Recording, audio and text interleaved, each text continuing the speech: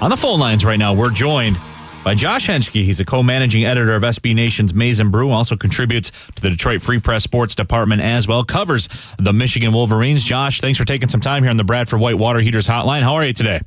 I'm good. Thanks for having me on. No problem. Well, Josh, the running order of the day is something that we've been talking about on both camps, Michigan State and Michigan. I never think that you would talk this much about captains, but it has been a big thing here. Michigan making some news as well in terms of captains. Yeah, it's a weird situation. I think it's kind of overblown a little bit. Michigan's still going to have captains. The last time this has happened was Rich Rod's first 2 years. So I mean, it's causing it's ruffling the feathers of the fans, so to speak. But I honestly I don't really see what the big deal is, to be honest with you.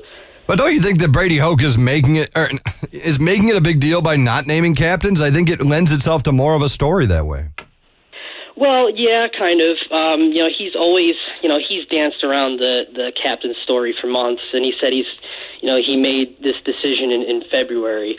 So I don't know whether it speaks to, how bad the leadership was last year, or just wants to try something new in order to get this team to gel. But, it's a story because, if you're the tradition type, being captain at Michigan is the big deal for anyone who is selected. So obviously to kind of stray away from that is kind of a big deal. But, honestly, if it helps to win games, more power to them. Josh Henschke joining us, the managing editor of SB Nation's Maize and Brew. And Josh, the pundits are starting to come out and give predictions for the seasons as we're ready to get things going. Michigan on Saturday will kick it off against Appalachian State at the Big House. And my question to you, Josh, and everybody that we talk to that covers this team, I want to understand how this Michigan football team is going to be better when you look at this team, 104th in the country in rushing yards last year, lost linemen to the NFL, have question marks at running back. How are they going to be better running the football? Are they going to be better running the football? Well, that's certainly the hope. It all depends on that offensive line. If they can get it to gel. I mean, that's the biggest question mark of this offense, I think personally. The running backs are talented. You've got two sophomores who are kind of the same style runner. If that offensive line can figure it out, I think Michigan will be much improved. I don't think we're talking about a college playoff team, but I definitely think they can make a push towards the Big Ten championship game. But again, that offensive line is a huge question mark right now. Josh Henschke joining us, co-managing editor of SB Nation's Maize and Brew, also the weekly contributor of the Free Press. That's that other newspaper in town that we don't like to talk about on at least when I'm on the air. But Angelique Shingelis just came out with her game-by-game predictions. She's my colleague at the News. Love Angelique. She says 10-2. They're going to win every game except for Ohio State and Michigan State. Do you buy that? Well, Angelique's certainly throwing it out there, but it's a possibility. But for right now, I need to see the team play meaningful snaps, and then I'll be able to think if they can, run with the big boys. Obviously, Notre Dame's hurting right now with 4 players suspended and going through that little academic scandal. So yeah, just a minor issue in Notre Dame, no big deal. Yeah, but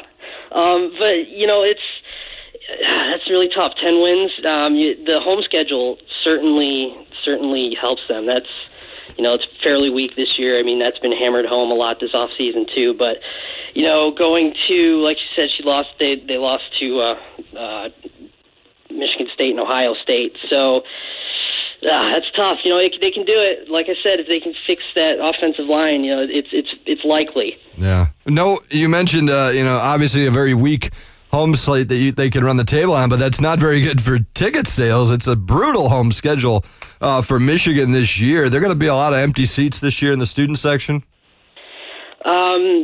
Probably. That's been an issue for the past couple of years. Luckily for Michigan, though, that's kind of a college football wide problem. The the students aren't exactly showing up on time. That was a huge problem for Michigan last year specifically. As far as, I've heard a lot of things about the sellout streak being in jeopardy, which I don't think that'll happen. But yeah, the student section probably will be a little empty this year, and I'm sure that's going to be well documented.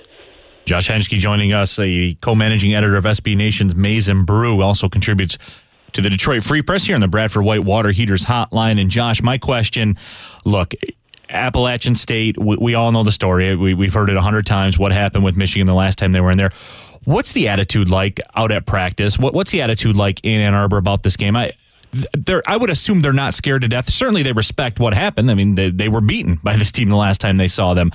What's the level of concern in Ann Arbor right now? Well, I don't think there's any level of concern with the opponent, because if you think about it, Jared Wilson, the safety for Michigan, said that he was 12 when Michigan played Appalachian State. So if you think about it, these guys are really young. I mean, obviously they're aware of what happened in 2007, but I don't think they'll be, scared to death. I mean, they respect every opponent, and I think, they're going to look at this the same way as they would any other opponent. I mean, obviously there's history there, and the coaches are going to remind them of that, but I don't think there's any different attitude going into this game compared to any others. The coaching staff hasn't put any kind of emphasis on it in practice or anything? It's just been business as usual, you're saying? Well, yeah, I mean, they've brought it up, obviously. I don't know how much they've brought it up, but, it's something that the, players are aware of, the history between the two schools. But I would probably predict it's probably business as usual. Yeah, well, the coaches bring it up with everybody. You never want to overlook an opponent, because when you do that, you get beat. And Appalachian State came in and shocked the world in 2007. And I always get a kick out of looking at those boxes in the news in Free Press, like when they have the game preview and it's like all-time series, and it's like Appalachian State leads the series 1-0. It's just so weird. Look, Michigan's not losing to Appalachian State. I think we can all. It's not the same Appalachian State team. That's what people don't understand. That Appalachian State team came in with, granted in a lower division, some pretty good credentials. And this is not the same team. They had something about like 7 NFLers on that team too, which is kind of ridiculous for that kind of level school. But yeah, I mean they were a good team. I mean, obviously Michigan, if you compare talent, Michigan was the better team on paper, and they should have won. But they took advantage of Michigan's youthful defensive backs in 2007, and it showed. I mean, obviously they came away with the win. Well, Josh, we certainly appreciate you taking some time coming on talking Michigan football. We'll follow you on Twitter, and we'll be keeping up on you all season long. All right, sounds good. Thanks a lot for having me on. I appreciate it. All right, that was Josh Henschke, the co-managing editor of SB Nation's Maize and Brew.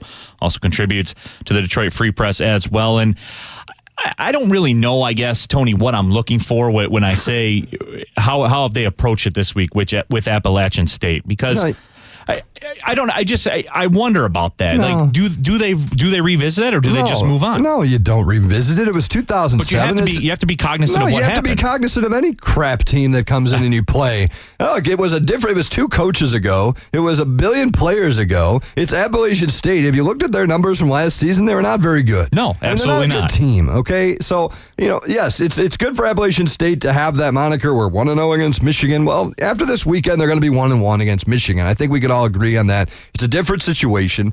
These aren't the same players. It's not the same coaching staff. It's just not going to happen again. And by the way, speaking of Appalachian State, now that we've just trashed the program, tomorrow, Cameron Bryant, the quarterback for Appalachian State, is coming on the new Detroit Sports 105.1. Actually, we're excited to talk to him. He actually, I think, watched that game growing up, the Appalachian State game. And boy, it was a phenomenal story in football that year. But it's different eras. It's different teams. Appalachian State's not as good as it was. And, Michigan, I don't think is susceptible to a loss like that as they were back in 2007. But Cameron Bryant, the quarterback for Appalachian State, will be on the new Detroit Sports 105.1 tomorrow afternoon. We'll talk to him about the big game. Off the new Detroit Sports 105.1 text line, unnamed texter from the 313. What are you guys talking about? I was named captain of Michigan for 2014, signed David Brandon. So there's that. He is. I love when David Brandon, didn't he go through the handshake line during the NCAA tournament? What are you doing? Oh, yeah. Way to go. Come on.